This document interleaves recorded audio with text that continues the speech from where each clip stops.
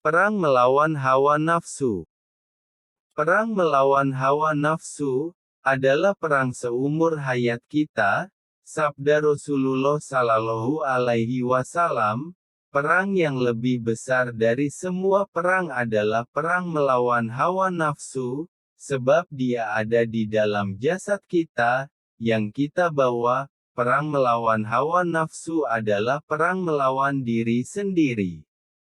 Ada orang mengadukan kepada saya, kenapa saya selalu kalah dalam melawan hawa nafsu saya sendiri, maksudnya nafsu syahwat. Nafsu syahwat itu adalah perang melawan hawa nafsu yang paling kecil, dan baru satu dari beberapa peperangan melawan hawa nafsu lainnya.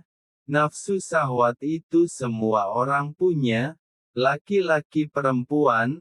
Nafsu syahwat sebenarnya banyak, karena semua nafsu keinginan itu semua dinamakan nafsu syahwat.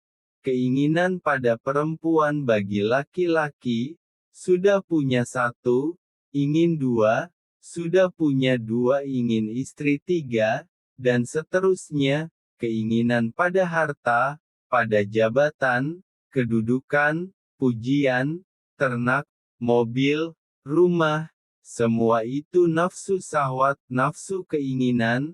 Saya persempit sudut pandang, katakanlah nafsu syahwat itu adalah nafsu kemaluan.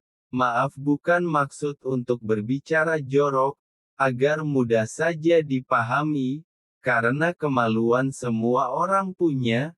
Kalau harta mobil rumah mewah, kan tak semua punya, agar mudah dipahami saja.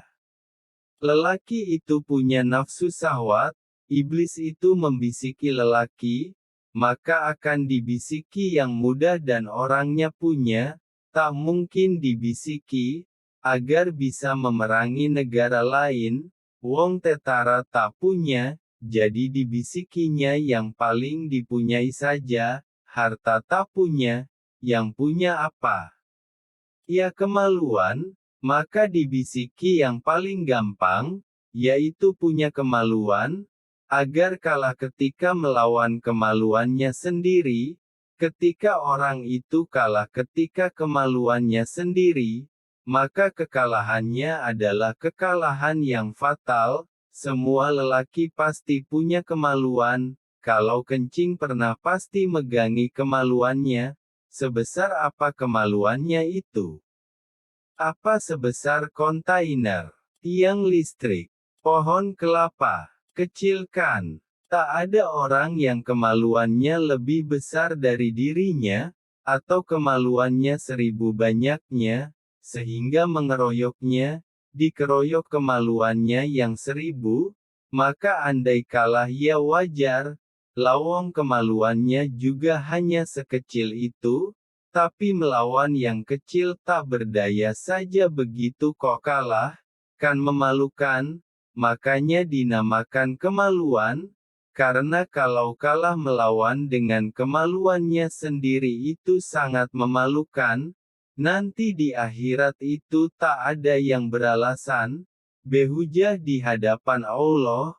Orang yang beralasan, saya kalah dengan kemaluan saya sendiri, karena kemaluan saya banyak, ribuan, saya dikeroyok oleh kemaluan saya sendiri sehingga kalah kok. Pernah kan megang kemaluan sendiri setidaknya kalau kencing kan dipegangi, coba bercabang seperti pedang tajam, atau berbelalai 1000, kan tidak, jadi itu sebenarnya musuh lelaki yang paling remeh, paling lemah. Umpama orang tinju di ring, melawan kemaluannya sendiri lalu diko oleh kemaluannya sendiri. Betapa memalukannya manusia itu.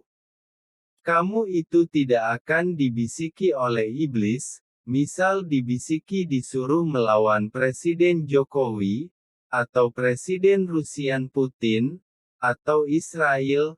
Karena iblis tahu kamu itu musuh kemaluannya saja sudah kalah, mau dibisiki melawan partai, partai juga gak punya, kamu hanya insan yang menyedihkan, dibisiki melawan kemaluan sendiri saja sudah kok. Balik-balik iblis hanya akan membisiki agar kamu kalah melawan kemaluanmu, umpama orang itu rambejaji, gak mutu sama sekali, umpama orang tinju itu melawan bayi yang sangat kecil, tapi kamu kalah kok sama bayi yang kencing saja harus kamu pegangi, kan menyedihkan. Banyak orang yang kalah, bahkan jenderal hebat di medan perang itu kalah ketika melawan kemaluannya sendiri, mau dipapas potong abis juga diri yang rugi, gak dipotong abis, diri diko sama kemaluan sendiri.